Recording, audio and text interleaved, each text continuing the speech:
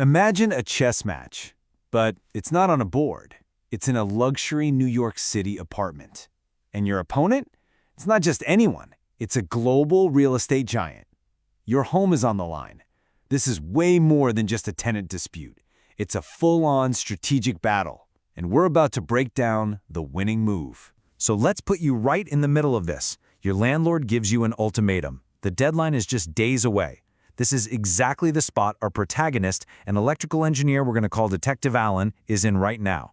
Today is July 29th. He has until July 31st to make his choice. The clock is ticking. What's the play? You know, every game has to start with an opening move. And in this game, the landlord, this huge real estate company, they came out swinging. It was a bold, aggressive play, really designed to get a quick and easy win. And here it is right from their email. It's a straight-up ultimatum. Either sign this new, much pricier lease or face what they call a holdover case. That's just legal jargon for eviction. The deadline is July 31st. With only a couple of days to go, the pressure is absolutely on. Okay, so if you're going to plan a countermove, you have to know who you're playing against. You have to understand the entire board. And trust me, this isn't as simple as it looks. There are some hidden connections here that change the whole game. So on one side, we have our guy, Detective Allan. He's an electrical engineer, so his mind is analytical. That's his main weapon. And on the other side, Brookfield Properties, a massive global real estate corporation. I mean, it is the classic David versus Goliath setup, right? Now, this is where things get interesting. A third piece shows up on the board, a company called Metergy. They're the ones who handle all the electricity billing for Detective Allan's building. And here's the thing, tenants have no choice. They are the only provider you're allowed to use. And here it is, the twist. Brookfield Properties, the landlord threatening to kick him out, also owns Metergy, the utility company that's sending him these insane electricity bills. This isn't just a simple dispute anymore, you know? It's a huge conflict of interest. And that, right there, is the key to this whole strategy. So once he saw the full picture, Detective Allan did what he does best. He started to investigate. He had a hunch the game was rigged, and using his engineering skills, he went looking for the proof. What did he find? This. 9 amps. That is a staggering amount of power. And it's what one of his AC units was still pulling after he had completely turned it off at the thermostat. To give you some perspective, that's way more energy than a lot of appliances use when they're actually running. This wasn't just some phantom power drain. This was a straight-up power hemorrhage. And expert analysis later confirmed everything he suspected. They didn't call it a vampire drain, they called it a massive energy hemorrhage. A malfunction so bad it was jacking up his bill by over $1,000 a month. And for what? It was just pumping hot air back into his apartment. The game was definitely rigged. And you know what? It turns out he wasn't the only one. He started digging into public records, and he found this clear pattern. A whole history of complaints against both Metergy and Brookfield for the exact same things he was dealing with. Overcharging, shady advertising, you name it. This wasn't just a glitch in his apartment, it was a systemic problem. Then he got the smoking gun. This quote. This is from one of Metergy's own technicians recorded right there in the apartment. He basically admitted the problem might be with the building's wiring itself, that maybe power was being tapped in from somewhere. I mean, that's an admission from the other team that the fault is with the landlord. Okay, so we've got the players, and we have a mountain of evidence. Now, we need the rule book. In any game between a landlord and a tenant, the rules are the law. And for Detective Allan, that means New York City's pretty powerful tenant protection laws.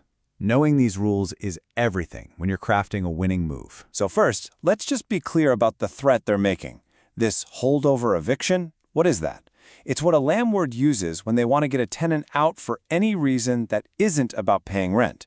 Say your lease is up, or they claim you violated it somehow. But the rulebook has a powerful defense, and it's called protection against retaliatory eviction.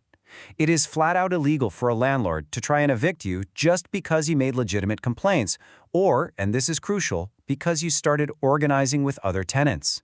And since this threat came right after Allan started a tenant group and complained, well, this rule is basically his shield. So when you put it all together, Detective Allan's case is built on some really solid rights. the right to a safe and livable apartment, the right to have the landlord fix appliances they provide, and hey, because he's lived there for years, the right to a 90-day notice, not the short one they gave him. This is the legal ground he's going to fight on. All right, let's get back to the timeline. It's July 29th. That deadline is staring him in the face. We've got the evidence, we know the rules, so now it's time to talk strategy. Let's use some good old game theory and analyze his options to find the absolute best move he can make. Let's just break it down. Option 1, comply. He just gives in, he pays more rent, and none of his problems get fixed. That's a clear win for Brookfield. Okay, option 2, vacate. He loses his home, and the landlord just gets a new tenant at a higher price. Again, Brookfield wins. That leaves us with option 3, fight. Now, this one has risks, for sure, but it's the only option where he has a real chance to get a solution. And for Brookfield, it's their worst nightmare. We're talking high legal fees, bad press, and maybe even fines. So the best move, the optimal move, is to fight. And it all starts with this 5-part countermove. And because the deadline is the 31st, this letter has to be sent by registered mail tomorrow, July 30th at the latest. The letter formally rejects their offer, lays out all the documented evidence, states they've breached the warranty of habitation, calls them out for retaliation, and finally puts them on notice that he is ready to fight. This isn't just a complaint letter, it's a legal warning shot. So, where does this all lead? What's the end game? Is this move checkmate?